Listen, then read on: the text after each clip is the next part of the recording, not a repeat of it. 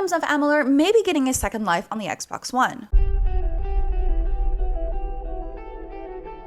Originally leaked by the Microsoft Store and then later confirmed by the official game's Twitter account, we'll be getting a Kingdoms of Amalur Reckoning remaster this August. The remaster, titled Kingdoms of Amalur Re-Reckoning, great name, is coming to the Xbox One on August 11th of this year and comes with all of the original game's DLC and promises to have, quote, improved graphical fidelity. Kingdoms of Amalur first hit the Xbox 360, PS3, and PC back in 2012 and boasted a strong lineup of the fantasy genre's heavyweights behind the game's story and design. D&D fans will recognize writer R.A. Salvatore, who penned Amalur's story, and Spawn creator Todd McFarlane, who worked on the game's development, as did the Elder Scrolls IV Oblivion's lead designer Ken Ralston. Another name you might recognize is Curt Schilling, former pitcher for the Boston Red Sox. His game development company 38 Studios was behind Kingdoms of Amalur, but despite selling more than 1 million copies in just a few months, the company folded. Schilling and 38 Studios were also dragged into court by the Rhode Island Economic Development Corporation over defaulting on part of a massive $75 million loan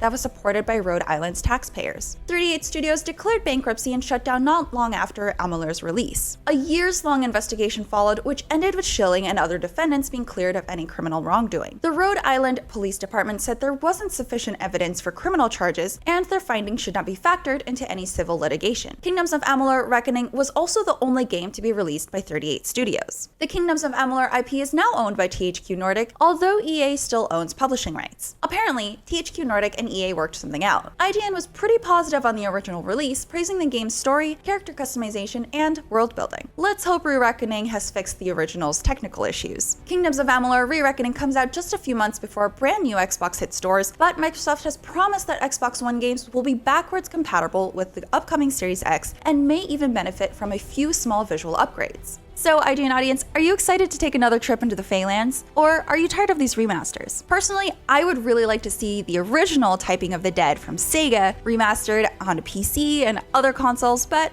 who knows? For more on gaming news, stay tuned to IGN.